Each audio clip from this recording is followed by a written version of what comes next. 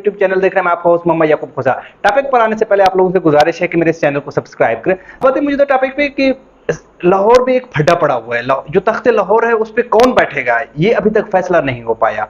यहाँ पे दो फैसले हुए, एक लाहौर हाई कोर्ट से फैसला आया है और एक सुप्रीम कोर्ट से फैसला आया है।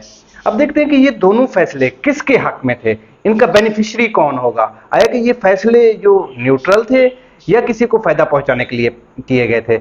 ये दोनों फैसलों को, क्योंकि इस वक्त फैसले आ चुके हैं तो आप उन पे बात कर सकते हैं। पहले थे लाहौर हाई कोर्ट के फैसले पे।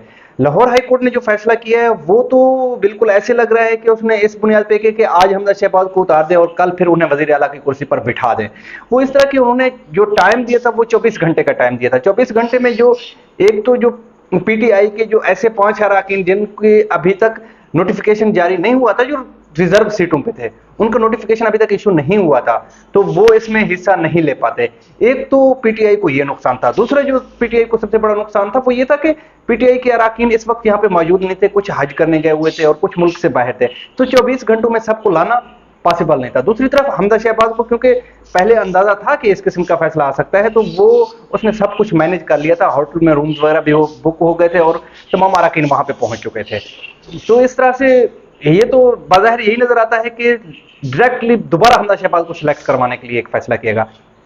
उसके बाद पीटीआई ने इस फैसले को सुप्रीम कोर्ट में चैलेंज किया और वहां पे बाज़ाहिर लगता है कि एक जानदार और न्यूट्रल फैसला हुआ है। वहां पे हमजा शहबाज है और परवेज इलाही है, उनको बुलाया और वीडियो लिंक पे लिया और उनसे पूछा कि बताएं कि आप दोनों क्या चाहते हैं। क्योंकि अगर एक तरफ देखें तो हमजा शहबाज ने कहा कि हम इलेक्शन चाहते हैं, इलेक्शन हो जाए, और दूसरी तरफ परवेज इलाही जो थे वो 6 से 7 दिनों का टाइम मांग रहे थे कि निगरान वजीर आला के तौर पर बुजदार को बिठा दे और फिर हमें 6 से 7 दिन का टाइम दे ताकि जो हमारे नोटिफिकेशन इशू होने हैं रिजर्व सीटों पे वो भी आ जाए, जो हमारे लोग बाहर गए हुए हैं वो लोग भी आ जाए। तो अदालत ने कहा कि इतने बड़े सूबे को हम 7 दिन के लिए लावारिस तो नहीं छोड़ सकते, हम ज्यादा से ज्यादा आपको 2 से 3 दिन का टाइम दे सकते हैं।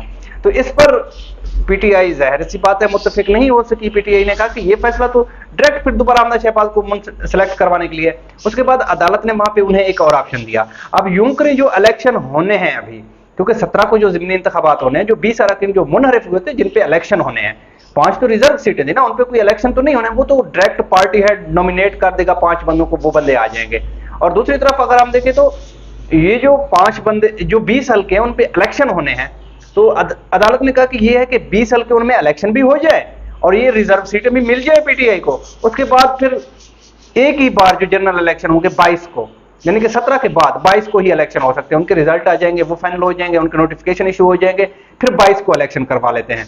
तो इस पे दोनों जमातों में कंसेंसस पैदा हो गए। वहां पे मसला ये था कि जो पीटीआई की जमात थी, पीटीआई हमजा शहबाज को वजीर आला के तौर पर एक्सेप्ट करने के लिए तैयार नहीं था, क्योंकि उनको ये खौफ था कि ये हमजा शहबाज अगर वजीर आला रहे तो वो इलेक्शन को रीग करेंगे, वो यहाँ पे करप्शन करने की कोशिश करेंगे, इलेक्शन को मैनेज करने की कोशिश करेंगे, क्योंकि मुक्तदर हल्के भी उनके साथ है।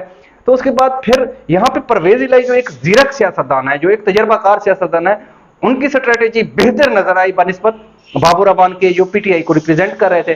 वहां पे इन दोनों का, पीटीआई और परवेज इलाही साहब दोनों का एक बार भी क्लैश हुआ।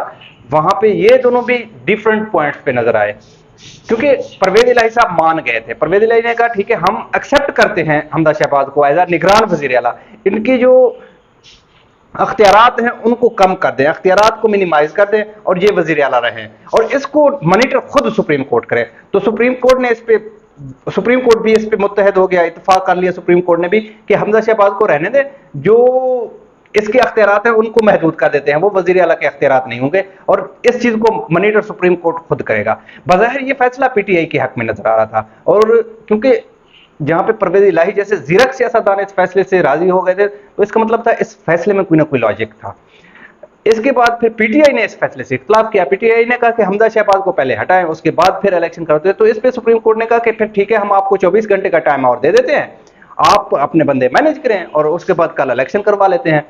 तो फिर यहाँ पे पीटीआई को वहां पे खुद जो महमूद रशीद हैं वो आए और उन्होंने बाबुर अवान को पूरी स्टोरी समझाई कि किस तरह से है हम, क्योंकि उस तरह तो हम डायरेक्ट लॉस में जाएंगे, क्योंकि कल अगर इलेक्शन होंगे तो फिर हमजा शहबाज फुल अख्तियारात के साथ आ जाएंगे यहाँ पे, तो फिर इनको रोकना मुश्किल हो जाएगा। अगर यूं ठीक है, जिस तरह कहते हैं ना भागते चोर की लंगूठी से, ठीक है, हमजा शहबाज निगरान फिर भी इन्फ्लुएंस करेंगे, मगर कुछ ना कुछ अदालत तो जमाना दे रही है ना, तो इस पे हम यकीन कर लेते हैं। इसके अख्तियारात महदूद हो जाएंगे, इस तरह ये उस तरह से इन्फ्लुएंस नहीं कर सकेंगे जिस तरह ये फुल अख्तियारात के साथ एज ए वज़ीर आला इस इलेक्शन को इन्फ्लुएंस करेंगे।